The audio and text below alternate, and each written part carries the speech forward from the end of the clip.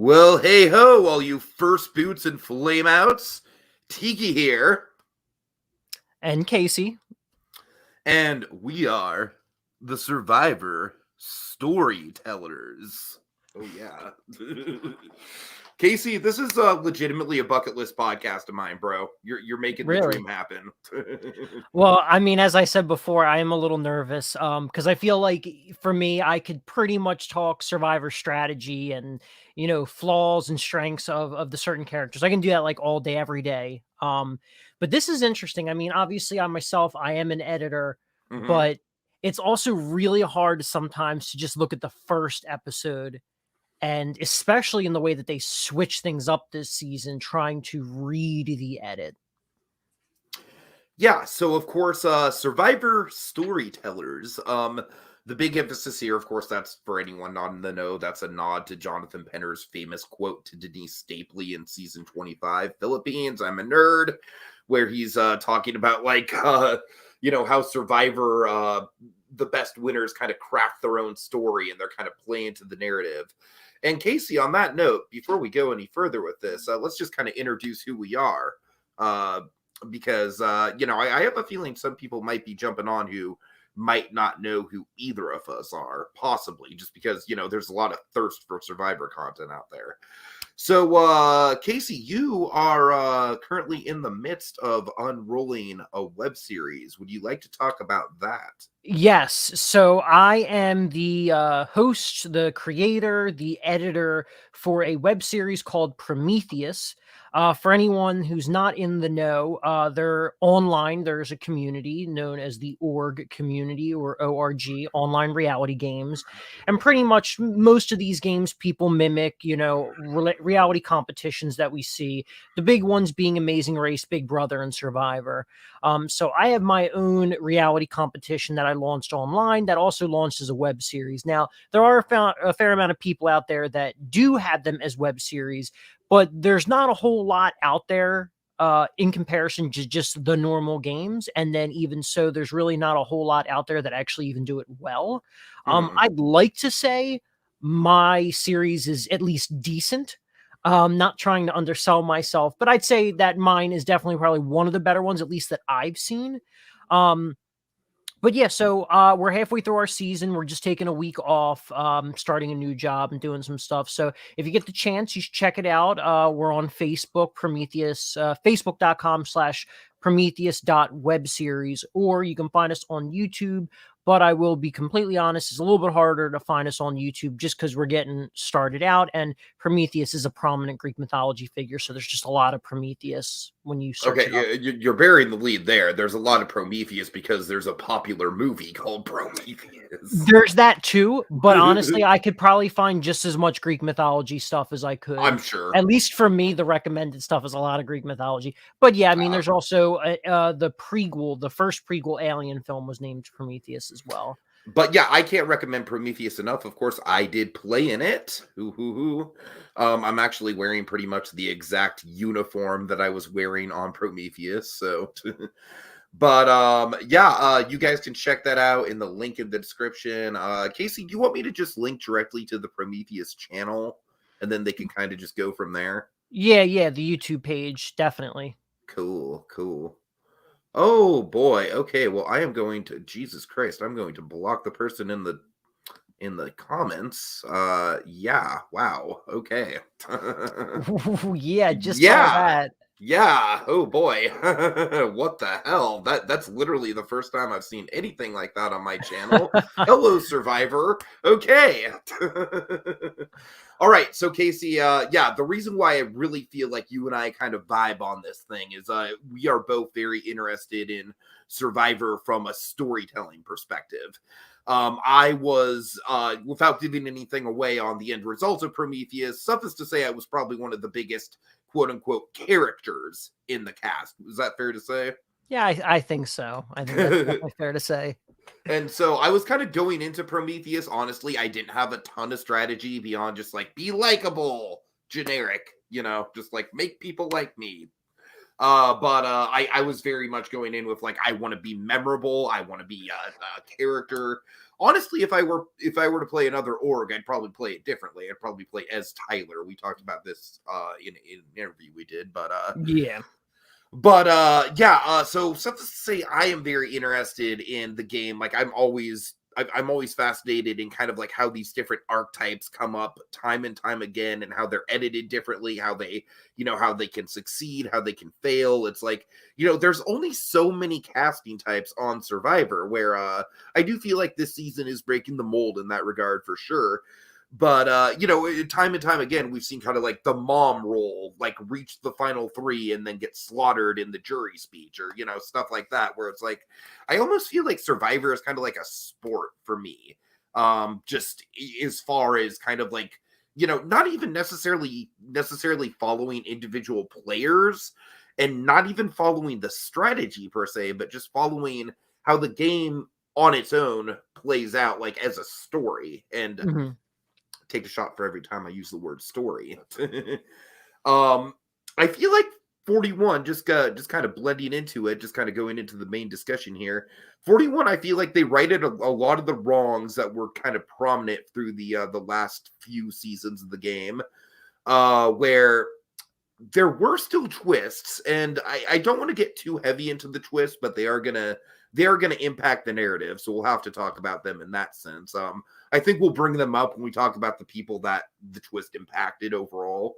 So, but I like that the twists aren't necessarily intrusive, and when they happened within the episode, they kind of at least gave an opportunity for people to kind of commingle. And like, if we do have this sort of like, hey, like episode, like pick someone to go on a boat. I at least like that it's all three tribes doing it, and we get a little bit of commingling amongst the tribes. I like that a lot better than like the Ghost Island or Exile Redemption, whatever the hell you want to call it. I mean, even Island of the Idols more recently. Right. It's like I've always like as far as island twists go, and I know this isn't being branded as an island twist, and I have no idea if it's going to extend past the first episode or not. But as far as just a twist goes in general, where you pull people from the tribes, I always like to see commingling happen. Mm-hmm. Yeah, definitely. And I got to be honest, it's definitely going to be very hard to, and I kind of said it in the beginning too, it's definitely going to be hard to talk about this without really starting to talk about the strategy. But yeah, I mean, we don't have to like avoid strategy. I mean, it's like when we get to people like Shan, for example, she's all about the strategy. It's like if it's a part of their story. Yeah, this is the exercise, Casey. Jeez. Yeah. So I mean, this season definitely is going to be very interesting. I mean, a couple seasons back, they changed up the casting director for Survivor, and we already started to see a difference in the seasons for that. Which, ironically, I think the last time we saw the casting director was in David versus Goliath. I believe so. Which, very ironically enough, is actually like the best season that we probably had in the past 10 seasons. In the 30s, yeah, easily. Yeah.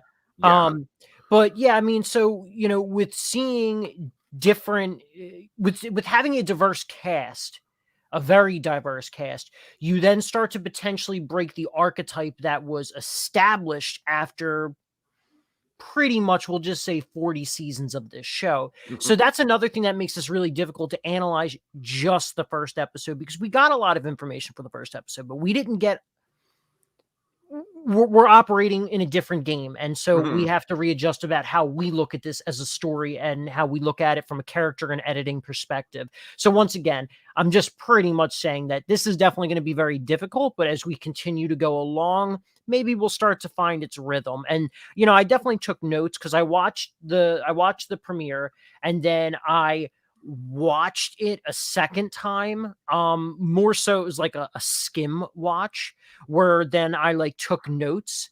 And so, I mean, it's not, my initial reaction was that the story was very much well balanced.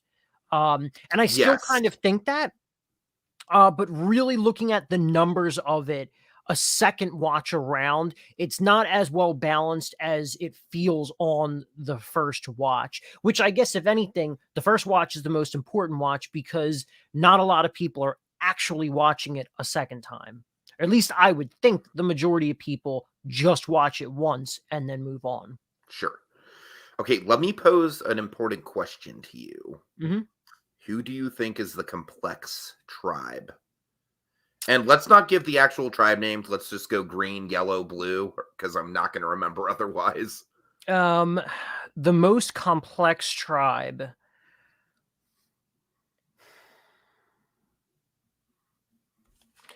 I mean, I feel like it has to be the Green I Tribe. agree. I agree. Mhm.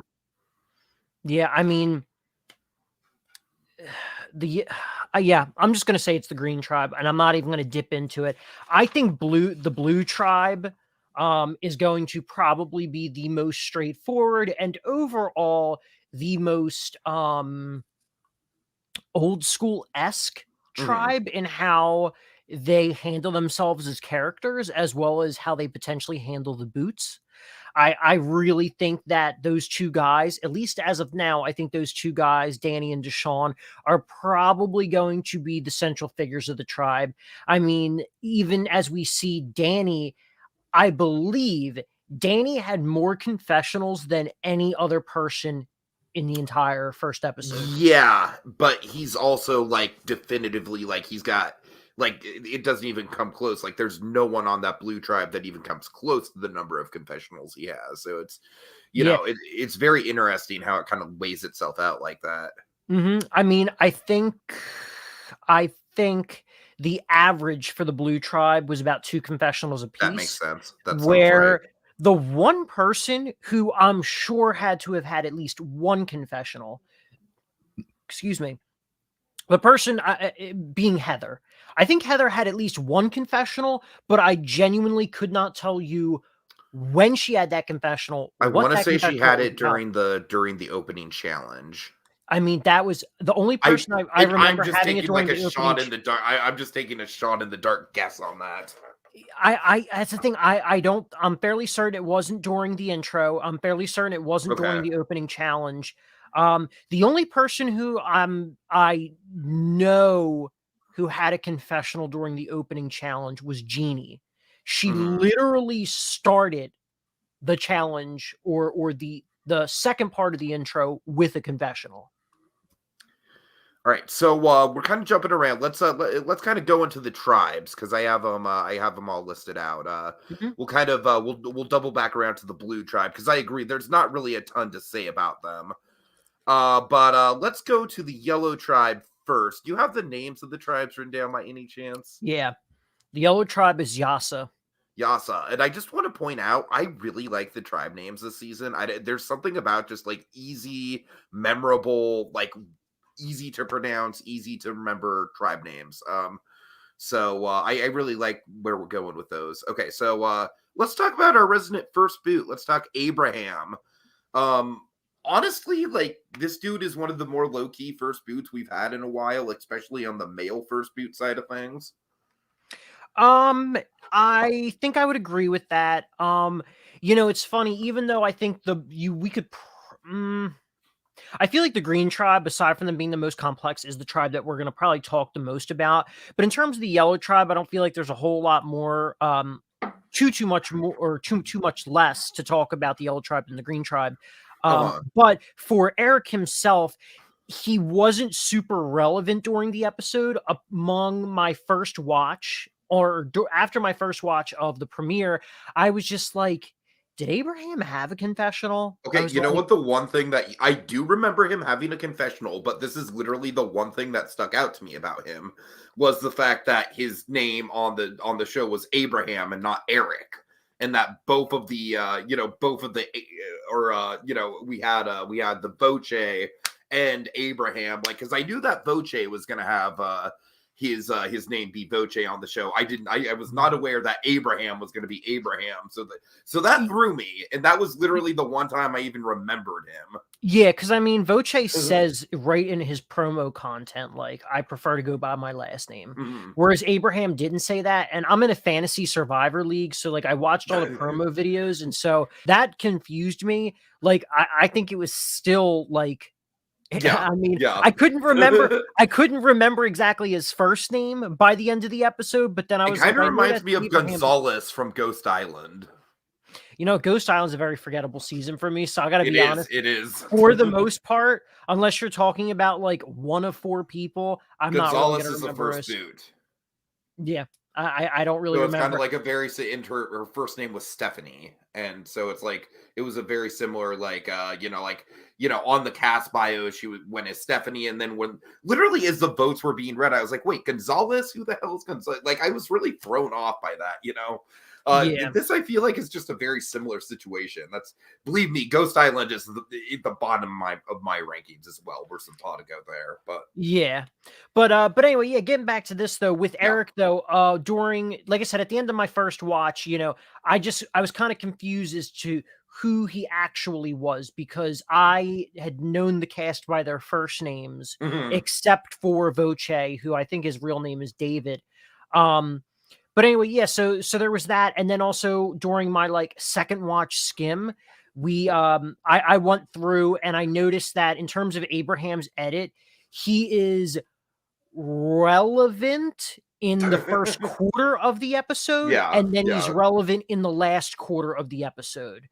So it's a pretty Yeah, standard first boot, kind of just like getting what we need to get from them just to justify their existence. yeah, and in the reality of it, I wouldn't even really say he's very relevant in the last quarter of the episode, because it was an eighth of it, really. So it was the first quarter and like half of the last quarter, so an eighth. Mhm. And he only had two confessionals the entire time.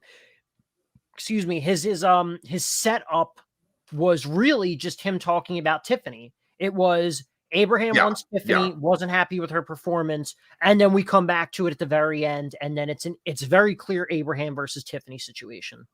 I mean, that's really it about Abraham. I really couldn't say much more about him. Not me He's pretty either. forgettable. And while it kind of sucked that he got out, at the end of the day, I don't really feel one way or the other about it. Tiffany was one of my pre-show favorites, so I am glad that she prevailed there. I'll say that much. Okay, let's go on to Liana. Now, is that how you say your name? First of all, do I have that right? Liana, yeah, I think that's how you say it. Okay, just making sure. She's pretty low key from what I remember, but I feel like she's easily one of those players where it's like she's got enough content early on.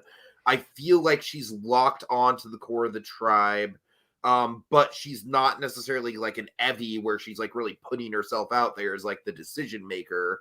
So I honestly like her chances a lot. I just don't really feel like we got a ton out of her this episode. I think her relevance in this first episode was her entire, I think seriously, entire story for this first episode was her link to Tiffany. That was her story. Anytime she was talking, it had something to do with Tiffany. That was it. Honestly, I don't want to just completely glance past her, but I really think that's the only thing you can say No, about her. it's totally fine. Some of these people, just to be fair, if you want to glance past them, we can glance past I mean, them. It's an 18-person cast, so it's like, there's a lot to get to. Yeah, but yeah. Honestly, I think that's it. That's her relevance, is that she's linked to Tiffany and Tiffany's story. They're going to probably be some sort of duo, if I had to guess. But that's as much as I can say. I mean, that's literally the only note that I put down for Liana. Okay. Liana's totally relevance is linked with Tiffany. All right. So let's talk Xander. I honestly, Xander kind of reminds me of me at 20, just because of it's funny, Casey, because never have I seen a cast bio be reflective of how the person actually is on the show more so than Xander, where it's like his cast bio is very much just like all these like waxing philosophical about like ridiculously like overlong, and it's like I feel like that's Xander's character. I call Xander the wild card narrator, because he is kind of like just a straight shooter. He sort of reminds me of like a Devin Pinto, but with a little bit more eccentricity to him. I get more smarts from him. I Okay. mean, than someone like Devin. With Xander, wasn't expecting a lot. Really didn't care for him. I'm really sick of these Dude bros. Yeah, pretty much. That's exactly how I thought he would come off. But honestly, I actually really like him. I think he Mhm. came off very likable. Believe it or not, he did not actually have a lot of confessionals. And with that, his entire relevance in this episode was tied around the mid twist where, Yeah, yeah. that was it. He didn't that was really his relevance. He also did not have a lot of stuff in the beginning. He didn't have a lot of stuff at the end. I really thought he was going to be that sort of bro-ish archetype. In addition to that, with him being young, as it's funny, JD did bring it up. Generally speaking, young Survivor players don't really do too well. And if they make it far, they really have no shot. I think one of the more recent people that come to mind is Will. Will was what, Oh god, 18 when he yeah, played. yeah. And I was That kid was just excited. like a total, like, he was a guppy in a pool full of sharks, man. I felt bad for Yeah. that kid. He was a dud. But yeah, I mean, I don't think we're getting that from Xander though. No, I don't think so either. I If it were previous Survivor, I'd almost say Xander's definitely going to be one that's going to make it well into the merge, Mhm. and they're laying him low in the edit now so they can pick him back up right before the merge. That's what I would have said. But honestly, with all of these small changes that they've made for Survivor in, the production and the post production, I have no clue anymore. I'm trying to read an edit for, an old formula. No, totally. And let's talk about some of those changes to the formula now that you bring it up. Mhm. First of all, we have. I'm not sure if if this is gonna last past the premiere. I really hope it doesn't. But what do you think of Jeff pulling a Steve from Blue's Clues on it? Oh, breaking the fourth wall. Yeah, like, Um, hey guys, yeah, this is an advantage. Gonna hide it here. Can I Tiffany find the advantage? I mean, which also I would love it if in the edit they exempted the part where she actually found it and they revisit it, because I love when they do those flashbacks. Yeah, It's totally, great. totally. It's great. But in terms of the breaking the fourth wall sort of thing, I did very much like it. But if I'm going to be honest, I think I would just prefer it for a premiere. And maybe finale too. Maybe finale, but also Finale kind of has itself worked out with like Jeff in the crowd though, if they can do that. So well, last I heard, there's not going to be any typical finale stuff. No reunion, no nothing this year. oh really? Oh okay. I Yeah, mean I'm not I I'm not even crying foul with that because the reunion has been a joke for a long time now. But it has, but I still very much want a reunion. But I will say that I think for the fourth wall stuff that they added in, including the crew, absolutely loved all of it. that the crew But shot genuinely got me emotional. I love that, because in 40 Mhm. seasons they've never done that before, and the only time they ever showed you crew was during I think it was somewhere in the early East Coast 30s. Cowboy, his medevac, right? Did they show the crew for him? I want to say it was him because it was like early Are you 30s and referring to I was going to Caleb. say Caleb. Okay.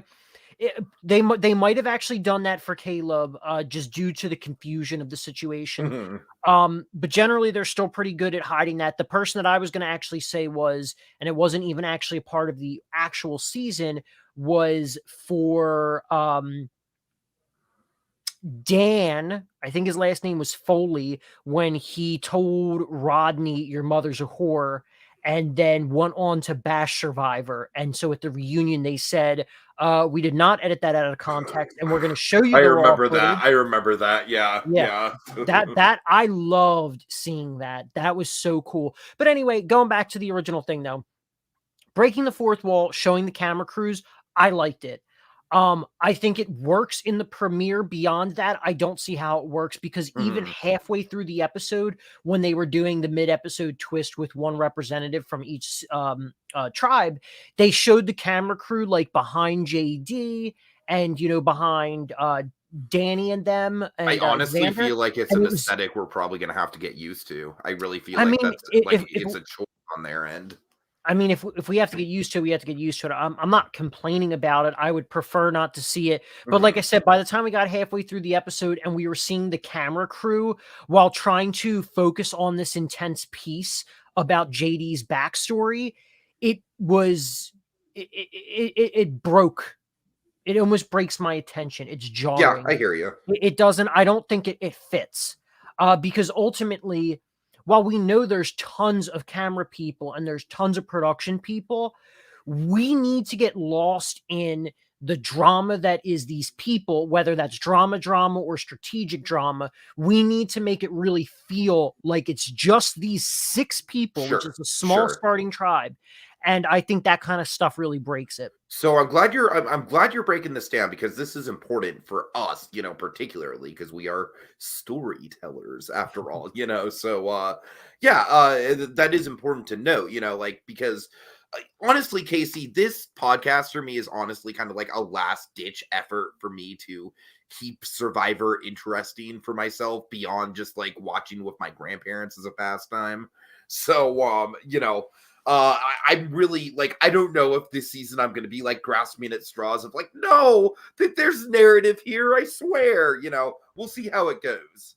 I mean, I guess I hear that. For me personally, I think the 30s, generally speaking, was a pretty good 10 seasons for Survivor, whereas the 20s are all over the place. Mhm. And I think the Some real 20s, highs, some real lows. yeah, I would say if you averaged it out, the 20s are probably the worst 10 years of or worst 5 years of Survivor, or 10 seasons of Oh Survivor. man.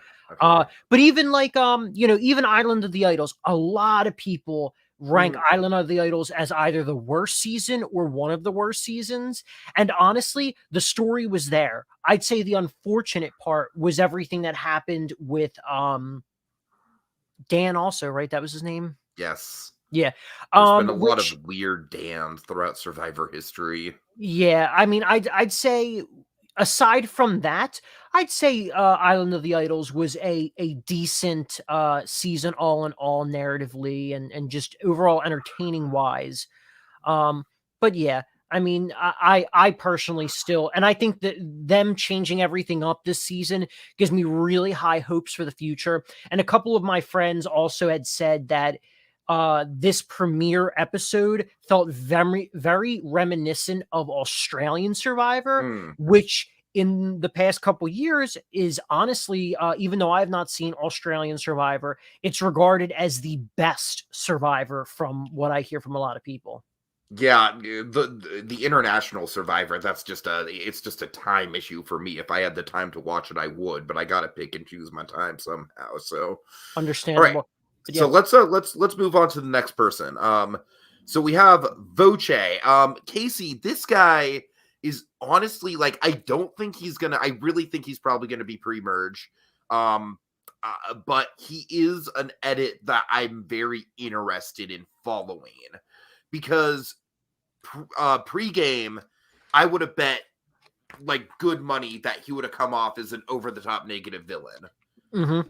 And this episode, honestly, it was like one of those magical TV moments where, as they were reading out the rules for the for the challenge, like to do the puzzle or have 2 tribe people do the sweating, whatever.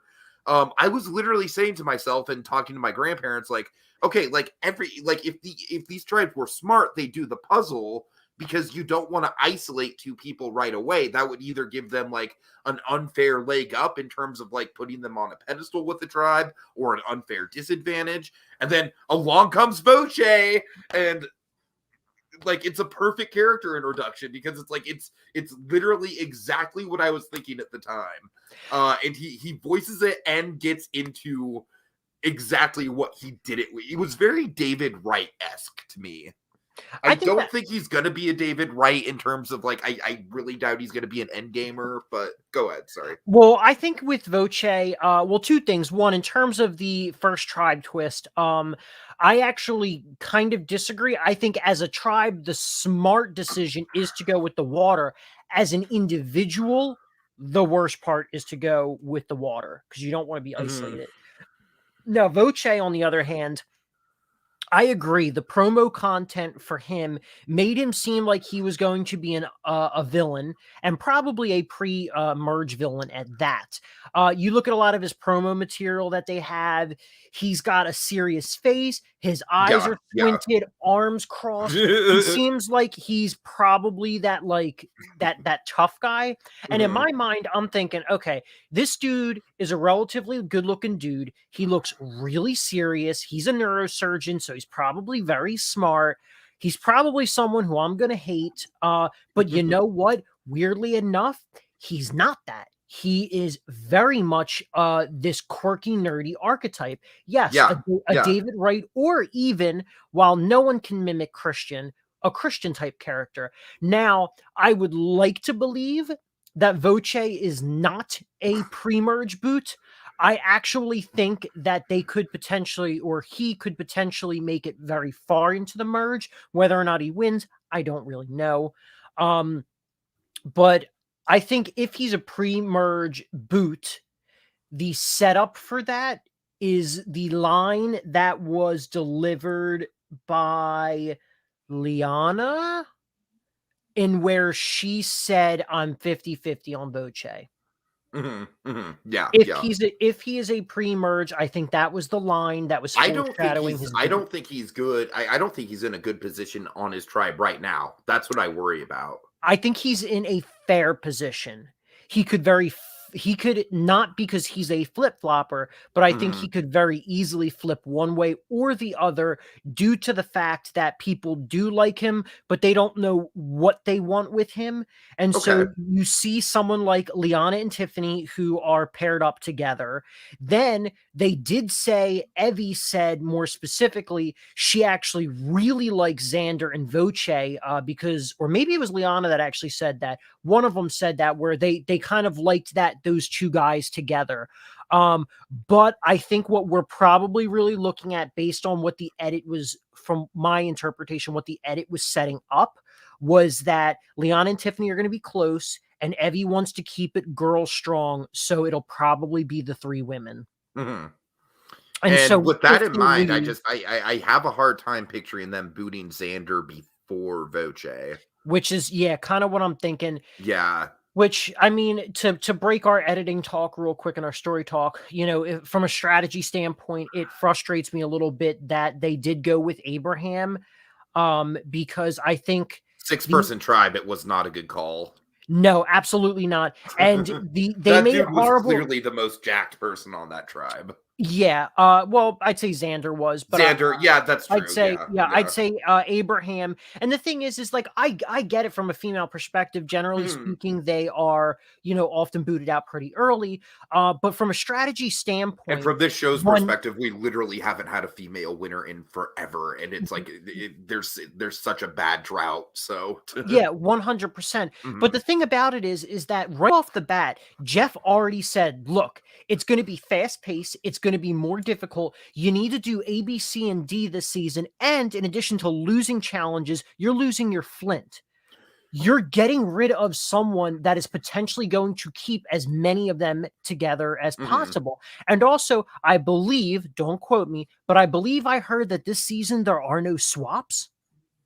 Yeah, and I think that's going to be really beneficial to our exercise. I'm excited for that, honestly, because I really think it's kind of like Survivor's gotten to a point, like, for a while, like in that kind of like the early 20s era, there was like a painful lack of swaps. And now I feel like the last few seasons, it's kind of just like every few episodes, it's like, you get a swap. And so it's like, I'm honestly kind of just down to see, like a Philippine style, just like 3 tribes going down. Like, because honestly, Philippines is probably one of the best 3 tribes going down into, with the Matt Singh situation, and then, Tendang kind of, imploding on themselves. I don't know. I really like that dynamic, and I really hope that we get something similar here. Yeah. So I think with that though, it was a bad decision. It was a bad call, because at least for the first boot, you really going to want to actually keep your tribe strong. If you lose again, and especially if it comes down to the same person who messed up the first time, then you're also probably going to still need to, continue. I just think that you need to keep the tribe strong. It's just really stupid. I kind of lost my flow for a second, but ultimately what I'm trying to say is you need to keep it strong.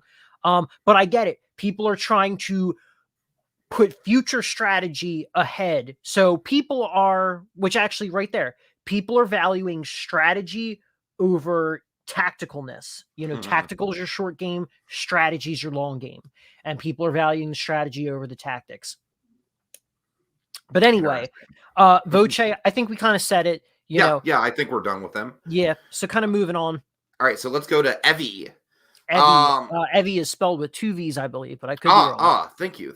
Okay. Mm-hmm. But in terms of Evie, Evie, I think, is the clear, all around likable person, smart, strategist. I really don't see a situation in which Evie does not make it to the merge and does not make it far into the merge. And if Evie, for some reason, does not make it far into the merge, Evie would probably be one of the big boots. Like, it'll be like a big deal that Evie got out early in the merge. But other than that, Evie also dominated in terms of confessionals, while also, like I said earlier about the Blue Tribe averaged on about 2 confessionals per person. I could be a confessional or 2 off, but according to my confessional list, not including the intro confessionals, everybody on the tribe had 2 confessionals except Evie, who had 6. So everyone had 2 confessionals. Evie had 6, and then Tiffany, Ebony, Voce, and Xander all were introduced in the intro. I did notice that. Yeah, there was a big. I don't know. Again, I'm kind of back and forth between green and yellow because I think the green's dynamics are fleshed out a little bit more, but we'll get there. Evie, I honestly don't want to spend too much time on because I just have in my notes clear end gamer. Like I think the seeds are there. It's like she's planting seeds with a bunch of different people. The narrative storylines are going all over the place. It's like and that's kind of what I look for with with the edit of it all in terms of like actually predicting winners is most like honestly 9 times out of 10 for me it comes down to connections. It comes down to how many people have they shown getting to know this person on an individual level, and it doesn't always work out that way. Sometimes there's weird hinky jury votes, but I feel like I've gotten a lot of mileage out of just kind of like tracking relationships as they develop, and Evie is certainly a person on the cast who I feel like pretty much everyone on their tribe has good vibes with them. Yeah. I mean, I think really that's it. Evie feels pretty straightforward right now. Evie definitely feels like the obvious long-term player. Okay, so let's get to Tiffany, and I think Tiffany is kind of a wild card. Because I feel like in another season she could have very easily been kind of like the Wendy Joe, or I don't know, that's kind of harsh, but like I don't know, just kind of like the very prototypical kind of like older woman who gets booted first just for the strength. So in a way, I do find it refreshing that she survived, and like I said, she was one of my pre-merge or pre-game favorites. Just looking at the cast bio. So I think she's a really fun personality. And honestly, if she can get her footing, I really do think she's got a shot at this. Just as far as kind of like, taking on that mother role and just kind of owning it. Ooh, we're on different wavelengths. Not necessarily. I think I don't see the mother character for her. I think we saw a little bit of the claws out during Tribal, where we definitely, I felt like most of her edit, the majority of the episode, was more sympathetic, potentially making us trying to feel bad due to the fact that she probably would get out.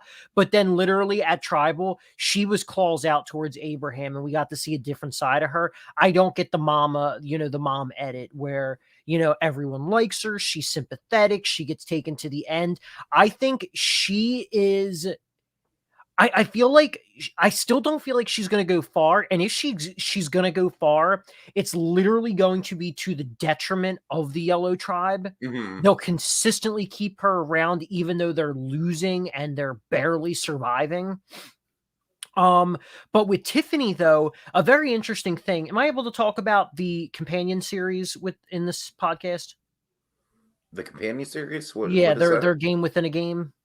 Oh God, I guess I haven't really been keeping up with it at all, but sure. So, I mean, for anyone that, watches just a little bit more than Survivor, the number one companion series that we've ever had was Ponderosa, where Oh you yeah, follow no the question. jury I members. I I I follow Ponderosa. Yeah. Yeah. Now, with the game within a game, which I actually find to be a lot of fun, although I feel like it's just going to be very easy. There's the initial test, which, as we saw during the challenge, was a rebus puzzle. I mean, I literally got that within 10 seconds. It was very easy. And then you enter that in the game within a game, and then you're given a video. And Mhm. then the video preps you for the next puzzle, which is a word scramble. It's 4 letters. It's OTEV, and you scramble it around, and it was vote. Veto. Yeah, veto from Big Brother. Yeah.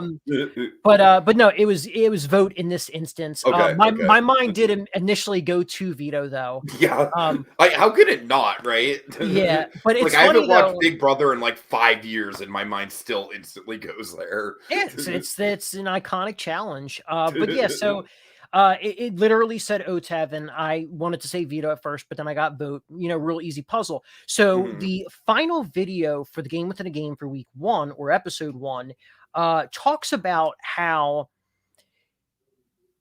as prepping us for Survivor, you need to think about the strategy of allowing yourself to be a decoy vote. Mm. Now, Mm. there's a couple things that get set up. It could be potentially something for the Green Tribe, or it could potentially be Tiffany. Tiffany has a very specific moment in this episode in which she talks about she's allowing. It's funny that she said, I'm allowing people to use my name as the decoy. So I think realistically, because Jeff even says at the very end of the video, he just, aside from the whole strategy thing, he says about how it's gonna come into play in the second episode. So I'm really thinking that, Oh man, I mean, honestly, I don't like.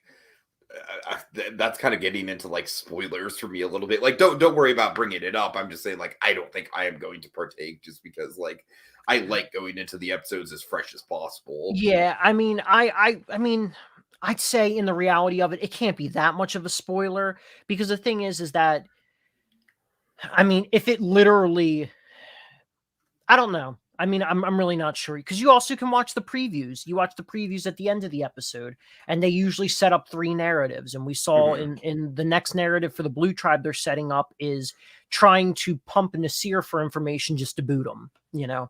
So I mean, who knows? It could be a red herring, but I mean, if I'm trying to read it, I think that's going to probably come into play. Okay. It has to do with someone's story about being a decoy. Um, honestly, if Tiffany were to go next time, I wouldn't care, because honestly, or if Leanna goes next time, I don't care either. Because I like Evie, I like Voce, and I like Xander. So, but like I said, I think Liana and Tiffany's edits right now, at least as of the first episode, have been intertwined. Yeah, for sure. Okay, so let's switch over to the Green Tribe. Let's talk Sarah really quick. Not much to say on her, but I do think that I very much like with her story with her grandma. I mean, that really touched me. Obviously, from my initial Prometheus interview that I started watching the show basically with my grandparents, and that's kind of like what's kept me going all these years. This is actually an idol that my grandpa made me for a Boston Rob costume around the time of Redemption Island. So and honestly, it's like with this I'm just always going to watch this show just for that factor. And so I really felt for her on that level. That being said, she was kind of an emotional mess out there. She didn't really get a lot of content, and honestly, for her own mental health, I'm kind of glad that she didn't get too deep into the game. I felt really bad for her. My brother even said it, that he said he felt pretty much from the very first confessional that she gave with her crying that it was setting us up for her to be the potential boot. But Mhm. really, actually, pretty much everyone in this game who got these backstories, they got very sympathetic backstories. So I personally don't see that in the edit. Although Sarah did get the very first, the first real confessional of the game. She only had 2 confessionals. First one was, she was crying, but for good reason. It had to do with her grandmom. And then the second confessional was her crying because she said, I said to myself, coming into this game, I was not going to volunteer for puzzles because I did not want to be in this exact situation. Yeah. I think Sarah's also kind of straightforward. I was a little surprised when the tribal went live. Because of how many ways it could have actually gone, that Sarah actually did end up going. I was a little surprised about that, but looking at the edit, I thought for sure Brad was going to go. I was thinking that too, and in a sense, I would have been. We'll get into him, but my God, that guy is a train wreck. But I mean, but yeah, we'll get to that in a second. Yeah. But I mean, I felt bad for her. I did. And it's a shame because odds are she'll probably never come back, and she was one of the few people in this game so far that actually described herself as a fan. But yeah, it's a shame. She was in the intro. She got the very first confessional, and she only had 2 confessionals. All right. Now, Jeannie, she was another one of my pregame favorites. And unfortunately, I really think she's destined to be a pre-merge character just based on like how there's not a lot to talk about her. She's a pretty low-key narrator. She's pretty out of the loop when it comes to the social strategy. I really think she's probably going to be the next boot for this tribe out if Brad didn't exist. Like, Brad is honestly kind of like giving her an out right now. But I don't know. What do you think? Like, I really like her. I don't know. It might be like she might not be the best confessionalist. I don't know. What do you think? I mean, I think there's a big reason why she wasn't relevant in this episode was just because what's there to say about her? I mean, the very weird thing is that she's the only one that voted for Ricard, which I'm kind of fine with. I'm very curious why. Maybe because she didn't want to actually vote Sarah out or vote for Brad. I really don't know. I couldn't really tell you. I don't really think there's a lot to say. I said that Sarah got the first like real confessional, but aside from the intro, when they started the marooning, Jeannie was actually the one and only person to get a confessional during that part, during their marooning challenge. I don't know. I think regardless of what happens to Jeannie, whether Jeannie is a pre-merge or merge boot, I don't see a story. I don't. Yeah, I really think she's going to be either like a pre-merge or like one of those characters that's like knocked off in a double boot once we get to the merge. And it's a shame because I do really like her archetype and I don't know. There's always characters in the cast where it's like you see them on paper and you're like, "Oh, they could like potentially be really compelling," and then they're just not. Rick Nelson kind of instantly comes to mind for me. But Rick Nelson? Ranger Rick from Survivor South Pacific, the guy with the huge mustache. Honestly, I can't say I actually remember him. He barely got any confessionals, even though he lasted until the final 5. I thought it was honestly kind of funny. Anyways. Well, I think that's probably why I don't remember him. Yeah, but yeah, probably. So let's move on to Brad. Oh boy. Brad. I don't. I mean, if this guy survives the next tribal council that he goes to, it's going to be a fucking miracle. I think the thing is let's taking it out of the edit for a second. I actually felt very bad for Brad, because Brad was kind of cornered, and in his mind, I mean, you could see the panic on his face, and so I think he was just like, there's no way that I could just lie to them and say, oh, it's JD or, oh, it's Jeannie. Like, they're going to know I'm obviously lying to them. I think generally speaking, this guy seems to be a straight shooter. I think that's probably what his story is going to be. He's honest. He's upfront. Dude's not a dumb guy, and he is relatively physical. So I could see them potentially kind of keeping him around, but I feel like if we're going to have an easy boot next, it's going to be actually Jeannie, just like you said. If we're going to have a little bit, more controversial boot, it's going to be JD. Although I would love to see, I think I've officially, as of like an hour or two ago, officially decided that I do not like Ricard, and I really think Ricard, well, I'll say more about Ricard in a second, but that's kind of where I'm at with Brad. I think he's just a straight shooter. He's he's kind of a part of that old school mindset, which there's nothing wrong with it. If you fuck up a challenge, you got to keep the tribe strong. And he's like, it's Shan or it's Sarah. Yeah, I mean, I don't necessarily think that was like a huge like game-ending blunder, but I certainly think the editing on it didn't look great.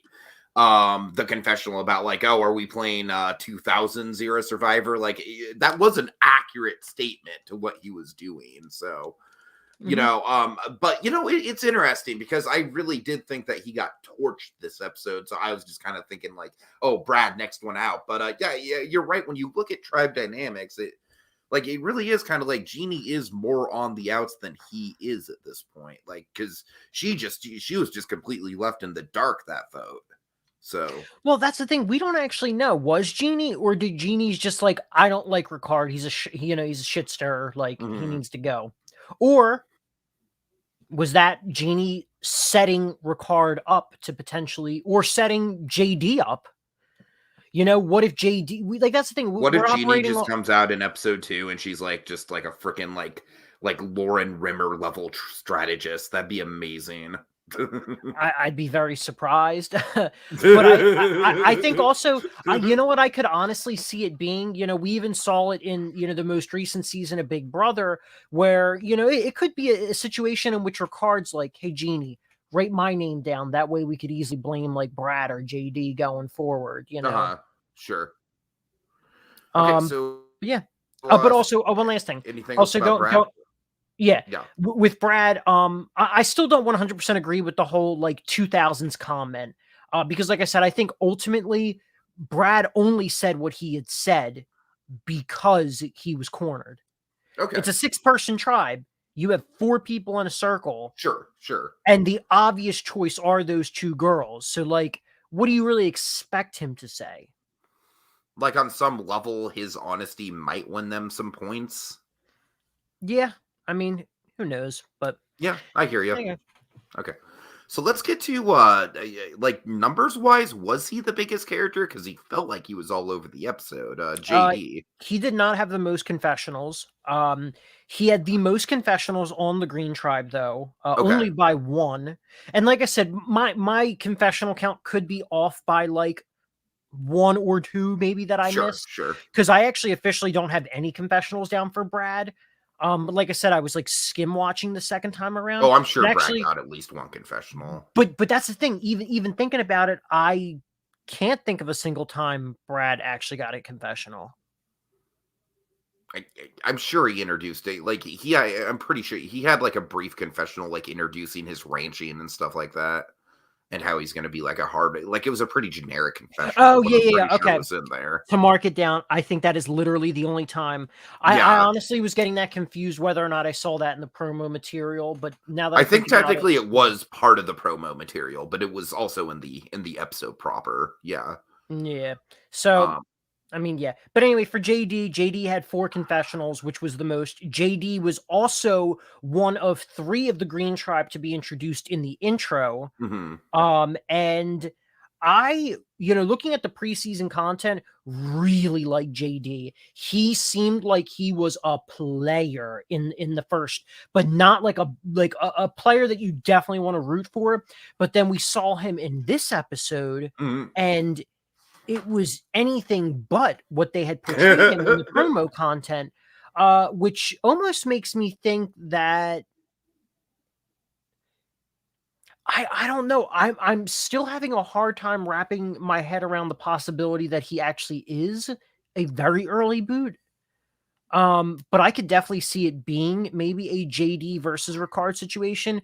But I liked how in his narrative they introduced, when it came to him as he was younger, and he's not that much older than he was in high school, he wasn't the popular kid. He's the skinny kid with braces with the big dorky glasses. And they even showed him in like one shot right before he went off on that little twist wearing his glasses. But then, he talks about how he wants to be social. And I think that's part of like, he's starting to get out of that awkward phase. He doesn't have the braces anymore. He's got good teeth. And so like, I think they're trying, I almost think and hope they are maybe giving him a David-esque narrative where he's not that well adapted and good at the game, but maybe throughout playing the game, he actually manages to get I himself could see into a that. I could situation. see that. Yeah. That is what I'm praying for so bad, because also he's my sole survivor pick and my fantasy person. But Nice. that aside, I actually genuinely do like him before I even chose him for my fantasy team. That's what I'm hoping he's for. such an easy character to root for, I think. Just because I feel like he's very much, I mean, Casey, like we've talked about how, like, you know, we're not the biggest fan of like the super fan archetype per se, but I feel like JD kind of like represents sort of like a youthful like exuberance for the game, and just kind of like the adrenaline rush of being out there that I don't know, it just feels like more artificial coming from like a Cochran or a Spencer for some reason. I don't know. Can you put your finger on that? Because it's a very similar kind of like. I think the thing is like with Cochran, I agree. Not a fan of Cochran. He's that annoying type of super fan. Christian, love him. Spencer, I'm very much in the middle, but I'm leaning towards like him just because he's more entertaining. Whereas JD in this instance, if you didn't get some of the confessionals that you got from him, I don't think you would exactly know that he was a super fan. Because he doesn't actually talk about it. We know from the confessional he prepared to have fire. He had a social strategy coming into this game. But other than that, he's not one of those fans. So that's the difference. I like him. Think that's the difference. He's not like one of those fans where it's like he's got like the encyclopedic brain. He's like, hey guys, did you know that this challenge is the same one that they ran on David versus Goliath? You know. Yeah, that shit can get really old real quick. Yeah. JD, I'm really hoping and praying he is someone who goes far into the game, whether he makes it to the end or maybe whether or not he has a fallen angel edit. I really don't know. I'm just really hoping he makes it that far. Fallen angel honestly makes sense for him. Yeah, I could see that. For those who don't know about the fallen angel edit, we might as well clarify that. Yeah, I think for those who are familiar, as we've already brought him up, like at least 3 times in this podcast, David. I think David is like for quintessential. I mean, I really think that David Wright, the reason why we keep bringing him up is that he is like a very, very compelling season-long story, like from episode 1 all the way to his boot episode, you know, which is the finale. Yeah. I mean, David is definitely among one of my more favorite players of the 30s, you know. But yeah, David, he essentially has a fallen angel edit. He's got a mix of edits, but the fallen angel essentially is like that player that, you know, you root for. It seems like they almost have that winner's edit, and then right at the end, they get their torch snuffed. Mm-hmm. So, I want JD to go far. I like him, and I think he has room to improve. But if he doesn't, they put way too much emphasis on him. Which means he's either going to be a very, very late pre-merge boot, or he's going to make it far into the merge. Yeah. I don't get the feeling that he's the next boot. I don't at all. I don't at all either. Yeah. So yeah. Okay, so let's move on to, I feel like you and I are both getting the same kind of vibes from this guy, Ricard. I was going to initially say, but I purposely held it off. When we were talking about Voce, Voce was someone who I thought was going to be a villain and is now turning into, or not turning into, he straight up is just a likable, smart guy. Ricard, on the other hand, was someone who I thought was going to be fun and, you know, someone you wanted to root for. I accidentally added him on Facebook about 2 weeks ago, realizing that he was in past for Survivor. And, you know, the way that he like promotes himself on Facebook and all this other stuff, I was like, oh, I like Ricard. Like Ricard is like in my top 3 picks. But yeah, he straight up comes off like a villain. When he's giving his confessionals, that of course could be editing. It could be, but the thing is okay, let's take a look at Let's take a look at which is also the person we're going to talk about next too, but I have to bring her up right now. We have Ricard and we have Shan, right? And both of them are portraying themselves as villains, right? Mhm. Ricard has got the dead face, the resting bitch face is actually what I don't know what He I totally don't know has where. resting bitch Yeah, face. He I totally don't. does. You're right. Yeah, I don't know why I Which is said dead face. honestly surprising based on his social media. He Mhm. is a pretty expressive person. So it's like Yeah, I think maybe the elements might be getting to him. I don't know. maybe I really I get the feeling that I mean even okay. There's another thing where he in his one confessional where they're trying to make him sympathetic, where he's just like, yeah, when I met my husband, like I wasn't gonna get married, blah, blah, blah, blah, blah. But then we got married like 30 days later. But that's the thing. It's like, aside from maybe that confessional, Yeah, we yeah. see in Ricard's confessionals, he's just got that resting bitch face. He is like, that person is untrustworthy. I don't like him. We need to get him out. But then you have Shan, who's just like, when I'm like thinking of something villainous, like I have this theme song in my head. Oh my god. Okay. Okay. It's like, Can we just go on to her because I'm chomping at the bit. so we'll hold on. We'll go to her in like just a second. But that is the key difference. Yeah, yeah, for sure. He's coming off like a villain. She's coming off like a Ah, my potential. torch. She's coming off like a potential likable villain. Oh, And I think that's the difference. I think Ricard, I'm like, okay, I see strategy. I see his strategy. People like him. I think he's probably a smart player, but he's going to probably be one of those smart players who's trying to overdo the strategy in a really strong way, and it'll probably get you booted out right before the merge. That is what I'm thinking. I really don't. I know you in your notes put that he's the obvious long-term story. I don't think he's an obvious long term.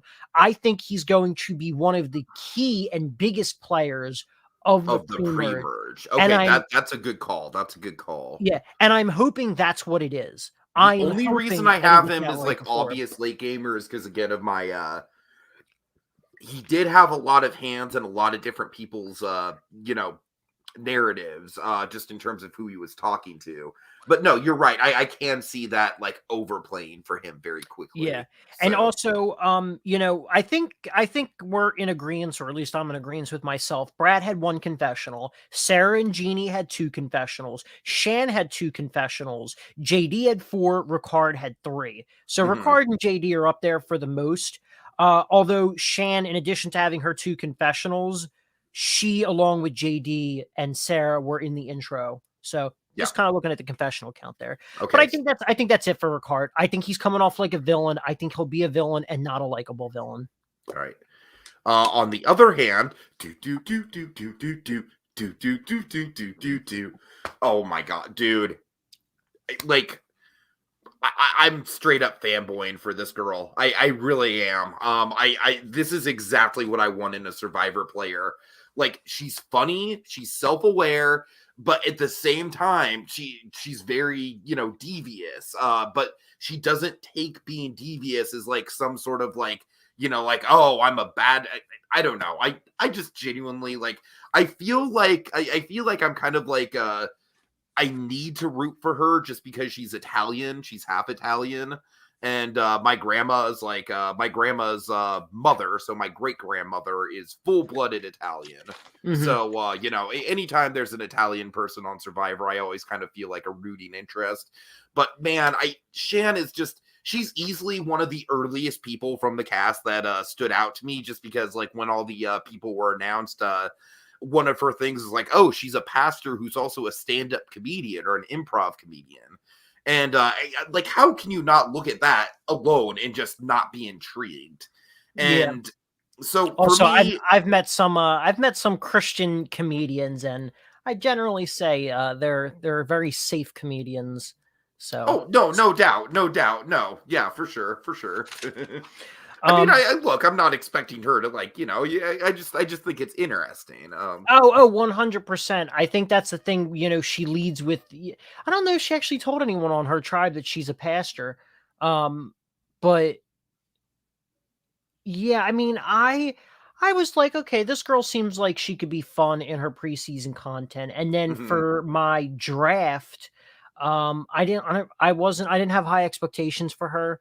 Um, I still am a little skeptical about her. I'm feeling a little bit better about her in terms of how far she can actually go. But in my draft, I actually drafted her as number 16. I'm terrified that she's going to get. Well, you just said there's not going to be swaps. Yeah, there's no swaps. Because I honestly think if there were swaps, she'd be a prime candidate to get swap fucked. I mean, it seems like of the green tribe,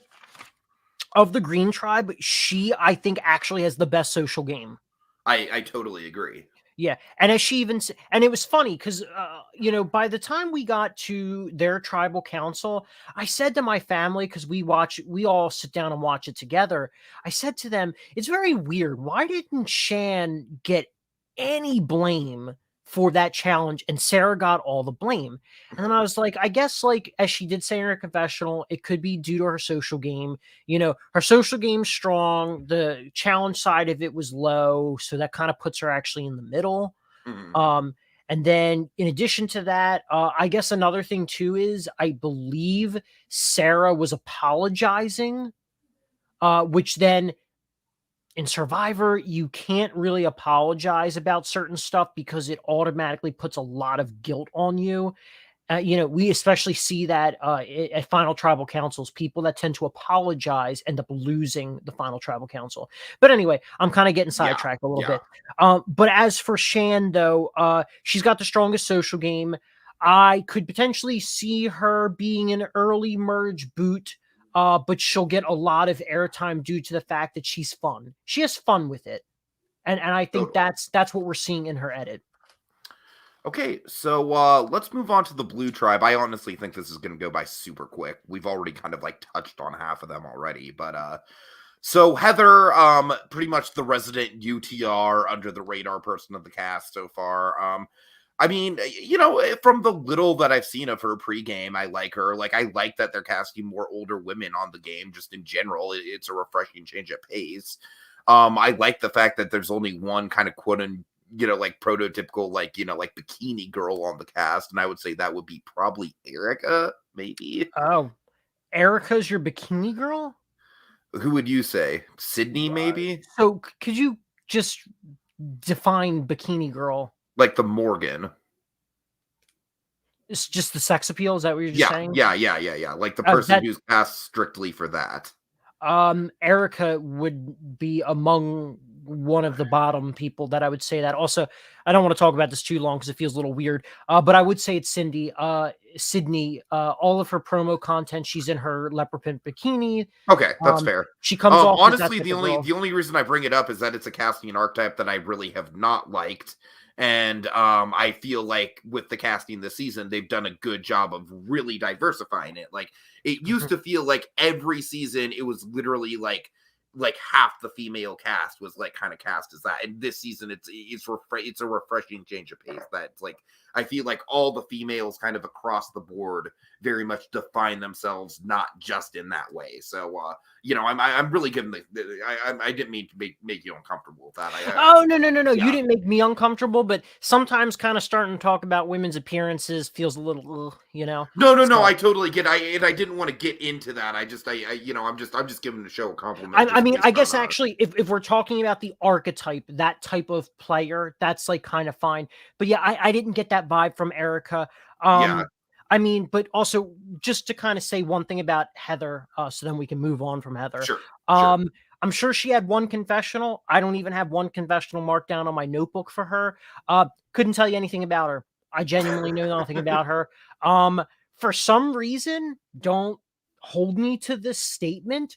She gave me somewhat of a more, and I feel really bad saying this because she just passed too, but she gives me a slightly more duddy version of Sunday. Okay, I could see that. Yeah. But yeah, I don't see her. She's not the winner. I mean, it's like we're not in season 2, the dog that didn't bark territory. If they brought back that editing pattern, that'd be a real twist. I don't see anything for Heather. I couldn't tell you anything about her. If she was the winner, there's no way she'd be this invisible, or she even made the final 3. There's no way she'd be this invisible in the first episode. So that's all I have to say about Heather. Probably easy. Like, I don't know. It's like, I feel like this tribe has a pretty easy first boot, but like, I still think she's pretty easy, like pre-merge fodder. Oh, you think Heather is the first easy boot? No. I think Nasir is the first easy boot. Okay. I'm saying maybe after him. Anyways, okay, so let's I'm kind of going on this tribe based on kind of people that stuck out to me. So you seem to be more on Deshaun's radar than I am, because honestly, for me, the only thing that was relevant with him was like, okay, he's he's basically just like with Danny helping him do the water and looking for the idol. I don't want to I don't want to lump him into this role at all. I'm certainly not trying to say this in any sort of like negative connotation, but he kind of seems to be Danny's sidekick, like narratively speaking right now. Oh, I mean, I was going to say pretty much that same thing. It's just like the Tiffany and Liana thing. Yeah. Danny's narrative is tied to Deshaun. And in addition to that, as a pairing, their narrative is tied to Nasir, who caught them searching for an idol, which I believe was Deshaun's idea, which is stupid. Like, why it would is. you? It is. Why would you go? I really feel like the situation with them versus Nasir, it's stupid versus stupid. It's stupid of them to look for the idol. It's stupid of Nasir to be such a blabbermouth about it. Yeah, but honestly, Nasir, I did not blame for doing that. The miscalculation, which you don't know these people, so it's hard to really calculate, is that Sydney went and told him. Why would you do that? Like, Anyway, Deshaun, his narrative, I think, is going to be this confrontation with Nasir. I get the feeling Deshaun is going to potentially blow up at Nasir. Oh man! So you're not really predicting because I think like the most positive outcome for him would be like Danny being his shield, and then once Danny goes, it's like an obvious merge boot or something. He kind of like takes the reins. Possibly. I actually do not see Danny and Deshaun getting out anytime soon. I think they're definitely looked at as heroes. I think people generally really like Deshaun. They believed his story, which is actually something that I wanted to bring up about the other 2 tribes too, but yeah. But anyway, yeah, I think Deshaun is actually going to be looked at as the leader of the tribe.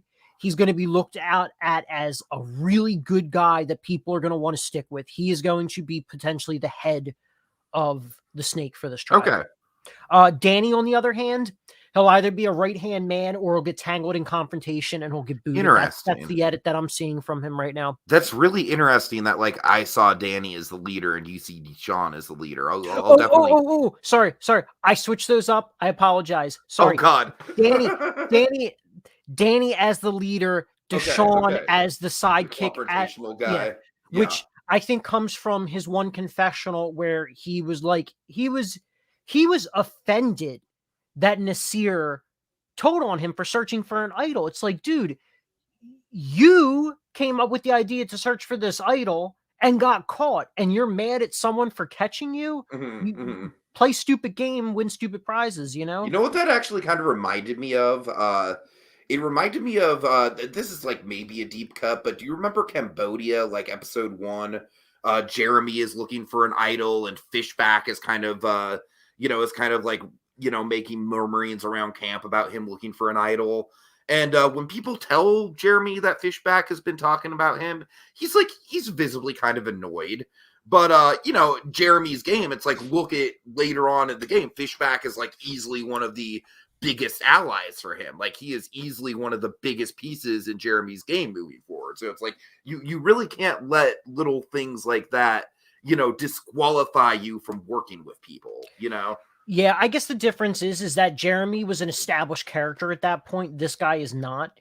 So, with him, I don't know. Like I said, I'm trying to read the edit, and we don't even know if we're operating on a even similar formula as previous seasons. Sure. But yeah, I mean, I don't know. I'm guessing right-hand man who doesn't deserve to win, or a blow up that gets him booted. All right. Okay, so Erica, I'm gonna be honest. She's the person that made the least impression on me, and the reason I say that over Heather is like, at least with Heather, I noticed that she's so under the radar. With Erica, it's like I know she talked at least once, but for the life of me, I can't remember Yeah. I her. mean, the only thing I remember her from is her intro video. That's it. Yeah. And Okay. honestly, her intro video, maybe part of the reason that I noticed is I believe of the intro videos. So we had on the Blue Tribe, the only person to actually get like an intro video was Danny, Mhm. whereas Erica and Deshawn, they got literally like 3 seconds in that intro. Mm. Yeah, I mean, her and Heather, I think they're either going to be easy boots or they're going to make it far as the obvious goat. Okay. Fair Whether enough. I see them at the very end, I really don't think I see them at the very end. But yeah, that's it for Erica. All right. Okay, let's go to far and away my grandmother's favorite character, Nasir. Casey, as soon as he told his story about like learning English through Survivor, my grandma was basically just like that's the one. I like him. It's funny, in our fantasy league, a number of people really like Nasir. We all rated him pretty high up. Mhm. Now with Nasir, looking at his promo content, and then it was all pretty much mimicked anyway in the beginning of this episode. I said to myself, Nasir is one of two things, and this is before he told on Deshawn and Danny. Nasir is either a really early boot, and the foreign part of it is going to be, a factor too, or he'll end up being like a Ty or Yao man, and he'll make it pretty Totally. far. He seems like he is a pretty happy-go-lucky guy, pretty joyful. So I'm thinking he is one extreme or the other. And I For my feel like, grandma's benefit, I am definitely rooting for him because like I really enjoy when she has someone that she can just get like really emotionally invested in. But yeah. I mean honestly, besides that, he seems like a really chill guy. I really do think it was a bad move for him to tattle about the idol. Honestly, the only reason I say that is because if I were in his position with the communication issue, I would be scared shitless that I would relay that information the wrong way. I would be self-conscious about, miscommunication Well, the on thing that is, level. yeah, I mean, the thing is with Nasir though, how long has he been watching Survivor at this point? He could potentially be watching it for all 20 years. I mean, his English, No, he it wasn't speaks all English. 20 years. I think he said it was like Heroes one of the seasons in the 20s, I think. For some reason, millennials versus Gen X sticks out to me. But yeah, I mean, I don't think it's actually all 20 years.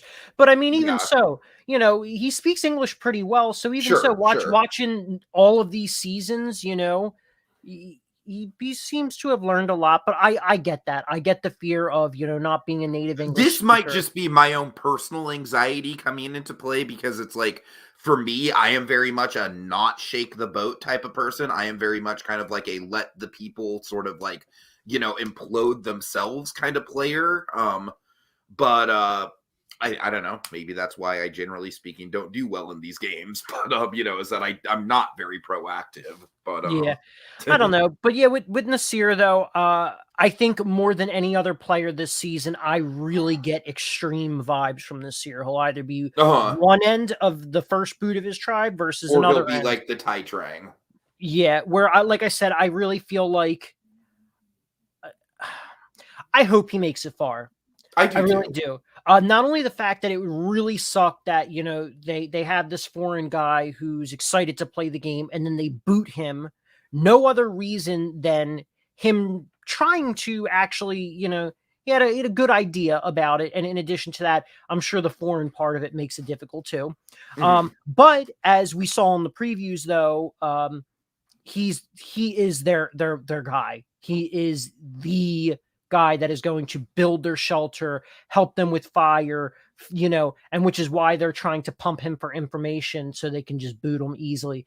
I don't think they would put that in the previews if that was the clear and obvious choice, which once again makes me think that, editing wise, they might be actually setting up a, Nasir versus Deshawn situation. Yeah.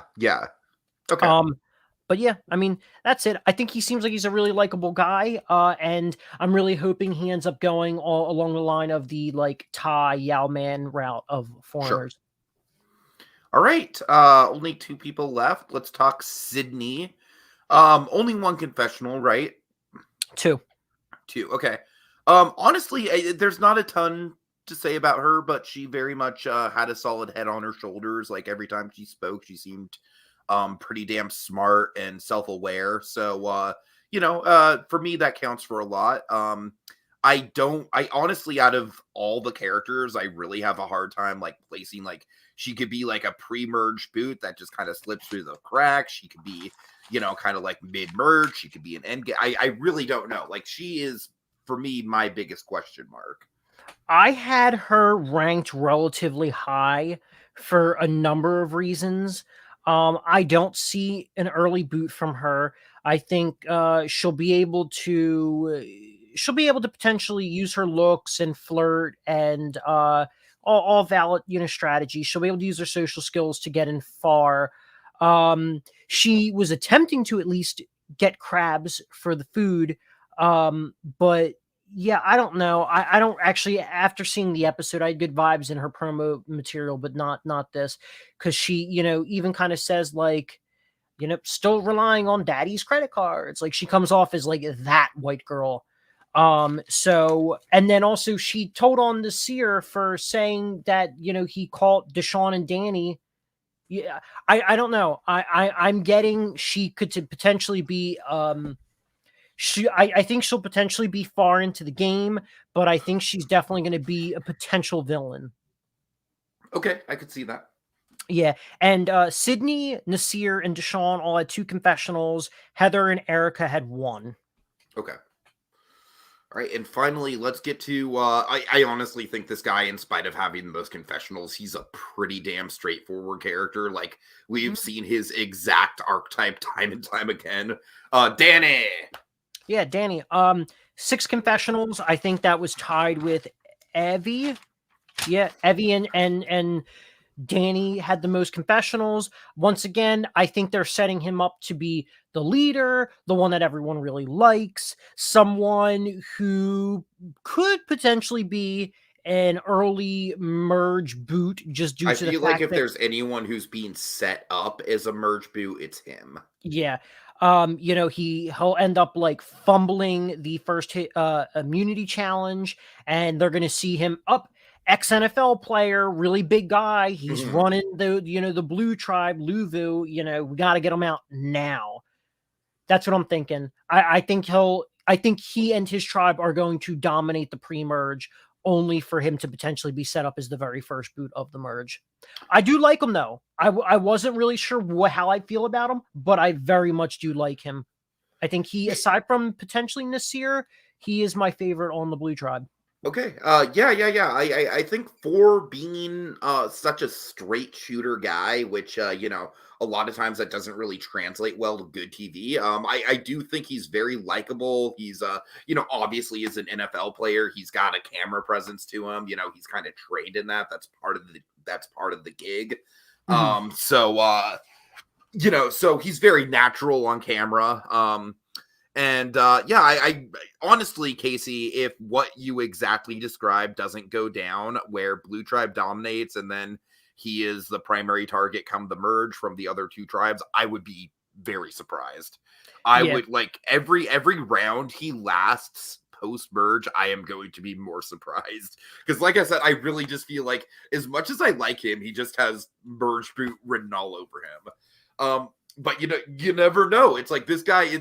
It does seem to be like a classic merge boot edit, but it's like I genuinely am on my toes with the editors this time around, because it's like, Yeah, I mean, that's the thing. It's really, really hard to guess these things. I mean, even with Danny too. One thing that I was surprised about him that went against the character I was starting to perceive him as was the fact that he actually did go to protect his vote, and his whole tribe believed him. Mhm. Which is what he did. It is what he did. But then we also saw like on other situations where JD, um, yeah, JD wasn't believed, And then you add a really good strategy with Xander where he did tell the truth and he was believed. I don't know. I mean, Danny didn't exactly go the way that I thought he was going to go, but I still think, from what I said about him here, he is going to potentially be the first merge boot or right around there. Also, I assume we're wrapping up, but I do have a few more notes non-character wise. So we saw, obviously, we talked about the fourth wall stuff. We got to see the camera crew, Jeff talking to us about hiding the advantage, him even talking right before the first tribal council started, where he's like, and now it begins. We got to see this new editing technique, at least I'm fairly certain it's new, with the challenges and how they edit the players in the middle of the challenge to show the exhaustion and the fight that these people have. It almost kind of reminds me of intro shots. Yes, very much. Very interesting. They've never done that before, but personally, not a fan of it. It definitely feels like a cheap tactic to, granted, they have high production value. There is no disputing it.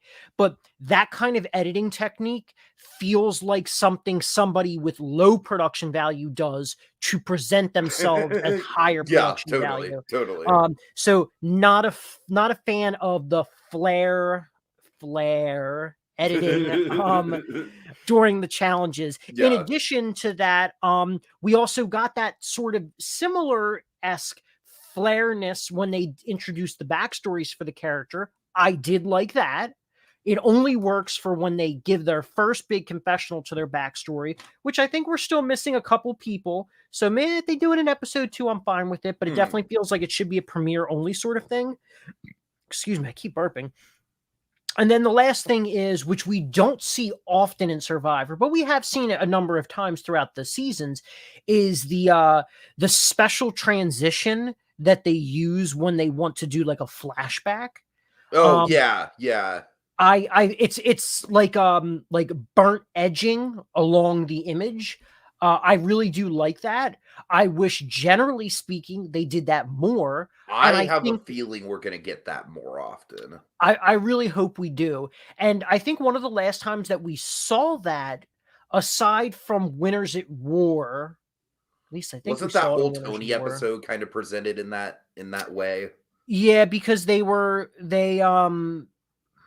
they were talking about the Spy Shack. I can't quite remember. No, I'm thinking of the episode where he had to like get all the tokens because of that disadvantage.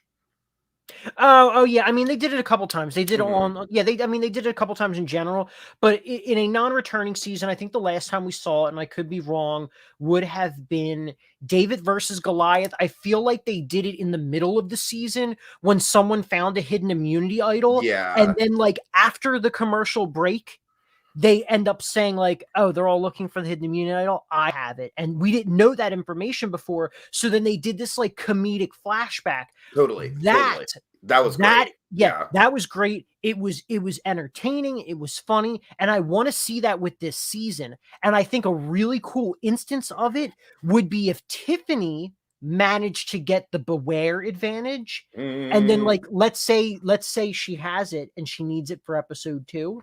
Then they could do a flashback sequence where she actually did find it on. Oh, yeah. I like that. That would be cool. Like they need to do stuff like that. Totally. Survivor is a really well put together show, really well edited, well hosted, great characters. I think about Big Brother, on the other hand, which has a numerous amount of flaws. But the one thing I will give Big Brother credit for is they have a really good way of making the edit entertaining and funny. And I kind of wish Survivor would implement that from time to time. We see it very rarely, but we do see it. I'd like to see it more consistently, though. That's kind of all of my other small notes. Just looking at my notebook, I think we pretty much hit upon everything else. Cool. All right. So just to set the stage here, we're kind of picturing this.